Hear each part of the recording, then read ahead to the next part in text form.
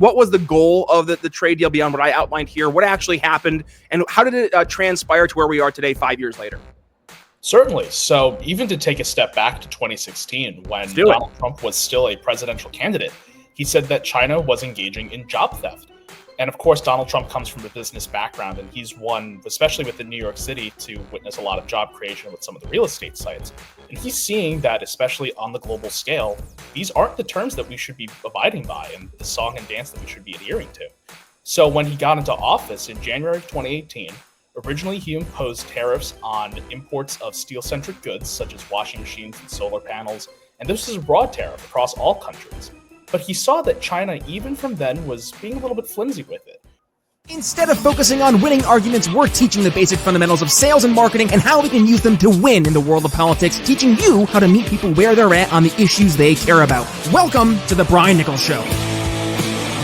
Well, hey there, folks. Brian Nichols here on another fun-filled episode of, yes, The Brian Nichols Show. I am, as always, your humble host, joining you from our lovely Cardio Miracle Studios here in not so sunny Eastern Indiana.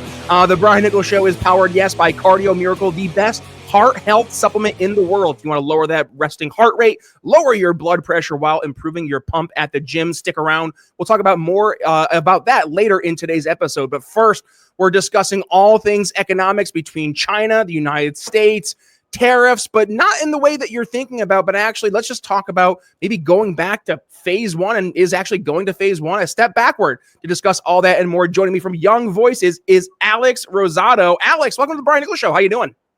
Doing well. Thanks so much for having me.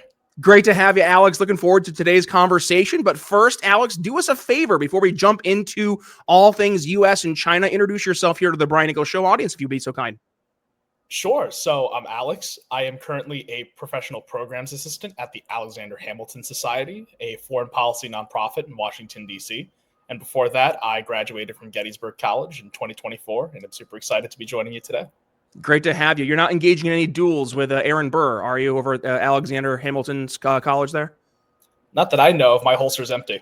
Okay, go. Let's keep it that way. All right, Alex, let's dig into the U.S.-China relationship. Obviously, things have been, well, I'd say definitely more on the tense side, especially with the, I'd say, looming trade war, as if it's looming. The existing trade war we're seeing right now as tariff rates are being levied, one against the other, up and up and up. But this is, I think, a symptom, right, of a greater problem that we have here when we're looking at the United States relationship with China as it pertains to trade. So, Alex, do us a favor, just hit the audience here with just some of the basic groundwork, and maybe let's avoid the legalese, the confusing talk, and just set the stage here for the audience. What's going on with the China-U.S. relationships? Why did we get to a point where we have such an escalation in trade wars? I'll let you kind of set the stage here, if you'd be so kind. Sure. So at least within recent memory, you're seeing that China, when it comes to a lot of trade deals with the United States, is simply just not abiding by the terms of it. They're not adhering by the spirit of the deal. And especially on the United States sides, that they feel that they're being fleeced and they feel that they're not being respected within the international community. So that's why you're seeing protectionist tariffs come into place, because it's a way for the United States to vent its frustration on the international stage and also try and renegotiate the scene for some better trade deals, ones where they feel that they can excel, they can continue promoting democracy and free markets. And it really just takes two to tango in that regard. And especially when it comes to China, they have a long history of not abiding by it. I'd love to jump into more with that later on. For sure. And let's just set the stage for the audience here in terms of this phase one conversation, because the phase one trade deal between the U.S. and China was signed in 2020, and the goal was to reduce the trade deficit, right, and increase economic opportunities across the board. But apparently, I don't know, you mentioned it there, China's only fulfilled 57% of the purchase commitment due to a variety of factors, currency manipulation, regulatory barriers, and then obviously this big thing called COVID-19, which was, I guess, a global pandemic. Alex, I'm not sure if you heard about that, but apparently that threw some wrenches into the cogs of the machine as well. So let's kind of start in 2020 and really talk about this phase one trade deal. What was the goal of the trade deal beyond what I outlined here? What actually happened, and how did it transpire to where we are today 5 years later? Certainly. So even to take a step back to 2016, when Donald Trump was still a presidential candidate, he said that China was engaging in job theft. And of course, Donald Trump comes from a business background, and he's one, especially within New York City, to witness a lot of job creation with some of the real estate sites. And he's seeing that, especially on the global scale, these aren't the terms that we should be abiding by and the song and dance that we should be adhering to. So when he got into office in January of 2018, originally he imposed tariffs on imports of steel-centric goods, such as washing machines and solar panels. And this is a broad tariff across all countries. But he saw that China, even from then, was being a little bit flimsy with it. So he narrowed the tariffs in July of 2018 and slapped about 15% reciprocal tariffs on them. China didn't like it. So they started getting into that first trade war that you saw from 2018 onwards. And you saw American imports being tariffed at 21.1% and Chinese imports at about 21% as well. So this made both sides come to the table. In January of 2020, you saw phase one come about. And what that did is it binded China to buy about $200 billion worth of US goods and services divided over 2020 and 2021, and also slashing the last round of bilateral tariffs. And it also established China as the first customer for US crops. You had some intellectual property rights that were now being given to China. You also saw China decrease their foreign equity limits and licensing specific American firms. But ultimately, it didn't do much. And that's because of the COVID pandemic, as you mentioned beforehand.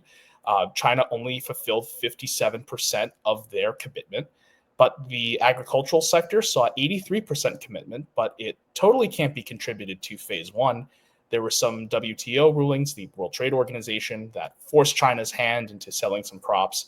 And there were just a lot of confounding economic factors that didn't make phase one the most effective it could be because of global circumstances, but also because China was not really the most keen on the deal. They signed it, but you had former Commerce Ministry secretaries saying that this isn't the deal that we really wanted. And because of that, because there aren't any real mechanisms to abide by it, we don't have to. So they lifted their foot off the gas and really just let the deal go into vain.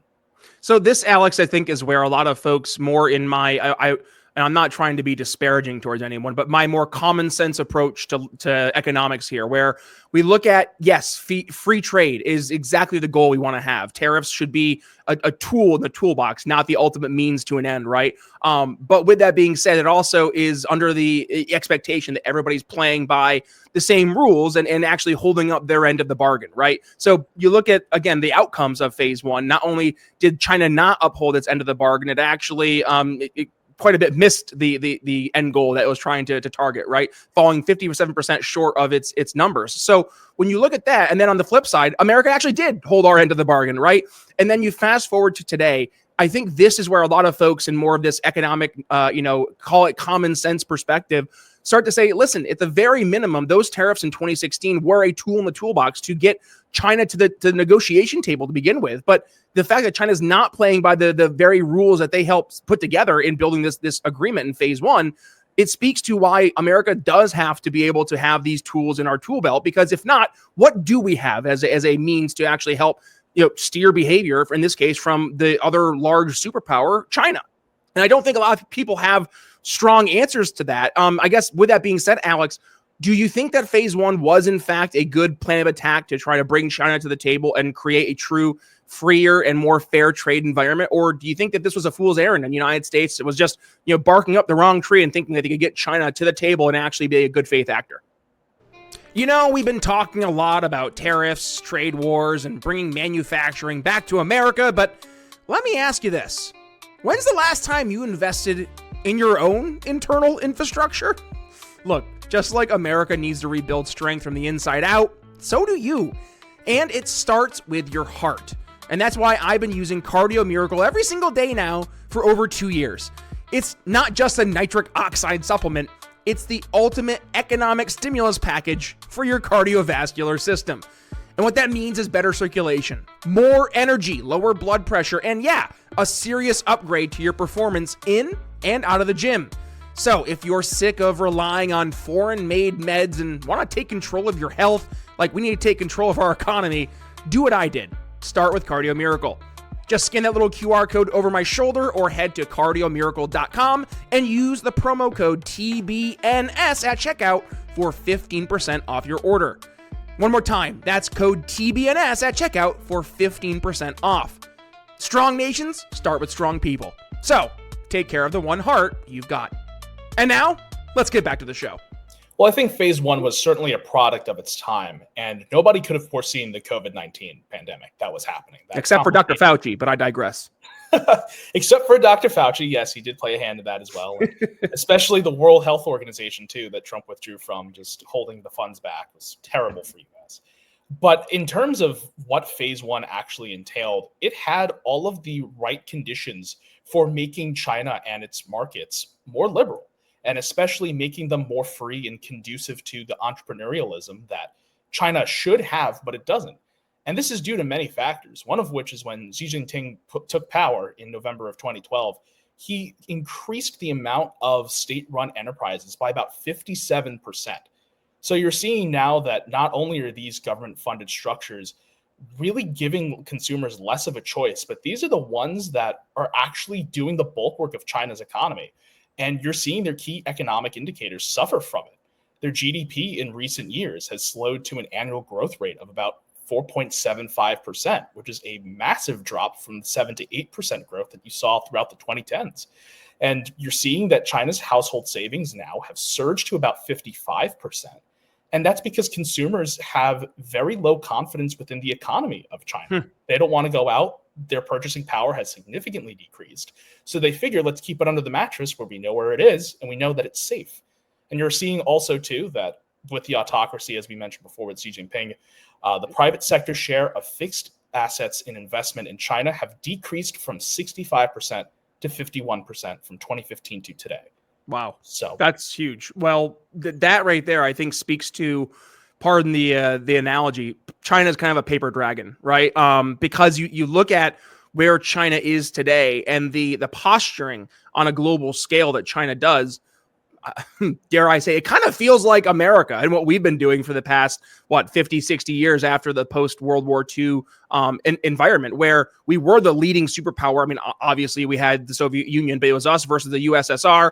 And then come 1991, that entire world power dynamic changed. And really the void was filled for a country like China to take over. But you look behind the scenes, I mean, yes, America is the leading superpower, but from what perspective? Is it just our economic powerhouse that we have, or is it the fact that we have a U.S. military that's backing up a world currency that's being leveraged by the U.S. dollar? No, by the way, you look at all the other countries across the globe who are invested in America, and then you look at the bond markets. You look at our debt, by the way, $36 trillion plus and counting. I don't really care so much about trade deficits because I think that's just a number that we could play with anywhere. I mean, I have a trade deficit with my grocery store, right? But what it really comes down to are some of those more, I would say, like impactful industries like pharmaceuticals, like the technology sphere, which this is also where I think China has not been a good faith actor, Alex. And I want to hear your perspectives here, because you look at the pharmaceutical industry, you look at,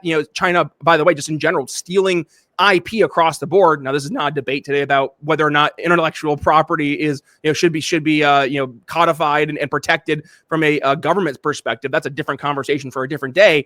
But China is absolutely leveraging the ability to take IP or steal IP from other folks in the private sector that are non-Chinese. Not that that should matter, but then using that to help strengthen their own industries. It just seems that China, especially in some of these more, I would say, like not just a national security standpoint, but just a keeping America rolling. We need to be able to support ourselves in the event of another unimaginable crisis like a COVID pandemic, right? So, I mean, do you see that being an issue that was being overlooked by the phase one approach here, and it's something that maybe is being ignored to today, or am I making this more of an issue than it actually is?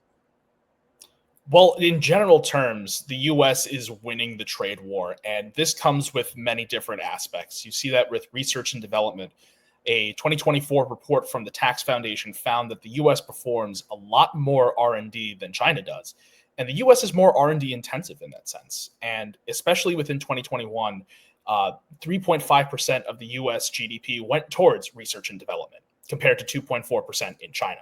So we're winning in that regard. In terms of the service sector as well, you saw a recent report come out from the Commerce Department saying that the U.S. now has a trade surplus of about $293 billion in 2024, which was a 5% increase from 2023 and a 25% rise from 2022.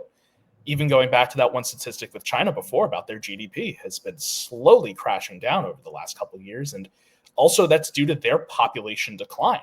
You saw that their population fell for the third consecutive year in 2024 by about 1.4 million people. You're seeing that they have ghost cities now with housing. Mm-hmm. They invested way too much in urbanization. Actually, a report from the American Enterprise Institute came out that said that they have 65 million unoccupied houses within China. And especially within their urban areas, or at least the rural areas, you're seeing that folks over there have a lower GDP per capita income than a lot of different other countries. So I think in terms of analyzing the US economy internally and externally, and then both the Chinese economy internally and externally, China is engaging in power projection. They want the idea that they are strong on the world stage. Meanwhile, they have a lot of cracks on the armor on the inside that their government just isn't designed to fix. And especially what you were saying before about IP development, especially with China's hunch for more state-run enterprises, you're seeing now that phase one was decently affected with implementing damages for copyright infringement and phrasing confidential business dealings as trade secrets, which aligns more with US legal constructs. So at least China is acknowledging Western principles and implementing it in some regard. But you're also seeing that their IP docket is still very hidden. I think this is an opportunity for the United States to push for more transparency initiatives, whether that be through more trade deals or leveraging places like the World Trade Organization. And that's obviously the goal, right, Alex? And I think we all keep in mind, I forget the economist, was it Rothbard? Was it Hayek? Maybe it was Hayek, where goods cross borders, armies do not, right? And I look at China as a country, I think we very much across the board want to agree that we want to continue having goods cross those borders versus having some. It wouldn't just be a U.S. versus China conflict. This would be a global conflict in one of the worst instances we've ever seen in human history. I mean, it would be just catastrophic if China and the United States were to engage in a true hot war. So I say all that. Do you see any possible negative, ramifications here where China, they're feeling the pressure? To your point, there are cracks in the armor. They're projecting this, this posture of we are, the big guy in the Southeast Asian bloc.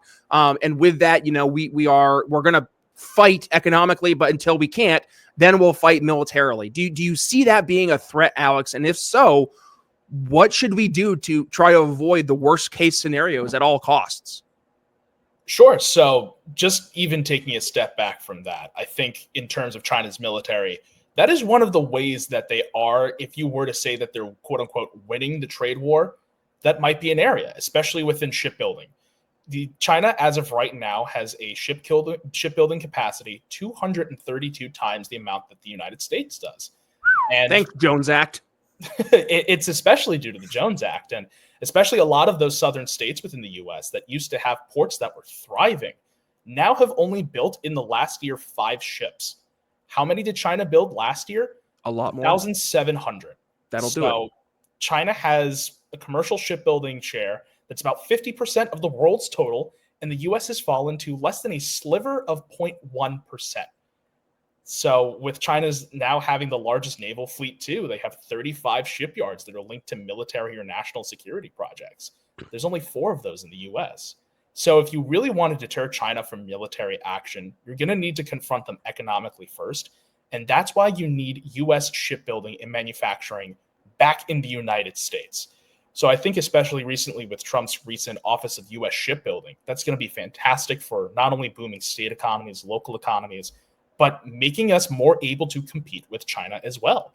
Also making sure that if there are foreign ships coming in, we tax them a little bit so that way the U.S. has some more revenue in its pockets and more economic leverage so that way we can use it to procure better circumstances on the world stage. So I truly do think that if you're going to tackle China, you need strong U.S. industry first that's going to proliferate outwards and deter others from terrible action. I think at the end of the day, too, Alex, like one of the overarching themes that we've been kind of dancing around, but I think it becomes more and more clear when you paint that picture, is that the more free enterprise that America can implement within our own borders, just better off we're going to be just in a comparison standpoint to China. The easier it is for businesses to do business in America, to build in America, to do commerce in America, the better across the board America will be as a global presence, because we want to be able to encourage not just economic activity, but to the other things we've been talking about today, being able to build our own military fleets or vessels. We want to be able to make sure that we're protecting our IP. We want to make sure that we're not just protecting American workers, but also being able to help them better their lives. And let's do that not by watching them have their jobs sent overseas, but let's make it more competitive here to do business in America for these corporations. Stay here, let's lower the tax rates from a corporate perspective, so there is an incentive not just to do business here, but to invest here. And I just think across the board, this is where the real conversation needs to be had, because so many folks get stuck in this mentality of good guy, bad guy. It's the Hollywoodification of politics, and it does nobody any good to put ourselves in this black and white good guy, bad guy perspective. Economics is everything. And the idea that we can just put in the right people to pull the right levers and create the right outcomes, I think, is a fool's errand. Now, that's not to say that there is a role for people in these positions of power to push things towards a general direction. But when it comes down to the actual meat and potatoes of how you get things to get better, it comes down to us being able to do things in America in a free enterprise perspective and actually build something better, because that's exactly what put us in a better spot. And not just in a post-1945 world, but that was what helped America become one of the leading superpowers back in the 20th century. So that's my final thoughts for today, Alex. Bring us home. What would you want the audience to take away from today's episode? And obviously, we want people to be able to go ahead and reach out to you to continue the conversation. So where can folks go ahead and find you should they want to learn some more? Certainly, you can follow me on Twitter/X at Alex P. Rosado. Perfect. All right, bring us home. Final thoughts here for us, Alex. What would you want folks to take away from today's episode? What are free market ways that you can hold China accountable that aren't tariffs? One of them that we discussed is intellectual property enforcement, making sure that China is abiding by the terms that they're supposed to and having their citizens actually engage within market structures and not be afraid to be entrepreneurial. The United States has shown the way for that, and China has a lot to learn with it as well. You can also leverage international institutions like the World Trade Organization, not only in terms of just complaints, but even the Cato Organization or the Cato Institute says that the WTO is member-driven, so there's not a lot of bias there. So everything has to be settled within these parts as well, making sure that there isn't a forced technology transfer. China loves poaching not just IP, but non-Chinese businesses to have more contributions towards their GDP and their agenda. The United States should make sure that that doesn't happen, and you can leverage other institutions like the Committee on Foreign Investment in the United States with subpoena power to compel these disclosures. Make sure that they're being transparent, make sure that they're being honest, make sure there's a level playing field for the United States to compete, making sure that our interests are the ones that proliferate outwards. But it also comes with investing in America, not only just with shipbuilding, but with manufacturing. You saw that in February. Manufacturing actually came back and reshored to the United States. And even this past week in April, you saw that NVIDIA is now producing supercomputers and chips within Arizona and in Texas. And Ford is now going to stop sending their trucks that they're manufacturing in Michigan. They're going to stop, manufacturing their trucks in Michigan to send to China. And now they're going to sell them broadly within the U.S. So definitely that's going to be great for American jobs. It's going to lower the cost of everyday products and services. And truly, it's going to be one where an American-led approach is going to lead the way and hold China accountable for the years to come. Alex Rosado, what a great conversation today, folks. If you got some value, which I know you did, I'm going to ask you to do me a solid. Go ahead and give today's episode a share. When you do, please tag Alex as well as yours truly. You can find myself over at B Nichols Liberty on Twitter, on Facebook, and on Instagram. As for the Brian Nichols Show, we are both a video and an audio show. So if you want to go ahead and check us out on your favorite video platforms, well, first of all, heads up, we do a live stream of the show both on Monday and Friday evenings at 9 p.m. Eastern. We get the stream rolling, I think, around like 8:30 or so. So make sure you go ahead and hit subscribe over there. But otherwise, you can check us on YouTube, Facebook, wherever it is you like to consume your video content. And then if you like to bring your shows on the road, like I do, head over to your favorite podcast catcher, like Apple Podcasts, Spotify, YouTube Music, I Like Podcast Addict, wherever it is you get your podcasts. Hit that subscribe button. And of course, head back and check out the archives of over 960 episodes here of the Brian Nichols Show, going all the way back to 2018, which, by the way, the podcast feeds is the only place you can find all 960 plus other episodes here of the show. Because, yeah, believe it or not, some of those gatekeepers over at the other platforms like YouTube and the likes, they don't like some of the stuff that we did back during COVID. So they've let me know under no uncertain terms that they don't like it either. So fun stuff. But with that being said, we're going to go ahead and put a pin in today's conversation. With that being said, Brian Nichols signing off here on the Brian Nichols Show for Alex Rosado. We'll see you next time. Thanks for listening to The Brian Nichols Show. Find more episodes at briannicholsshow.com.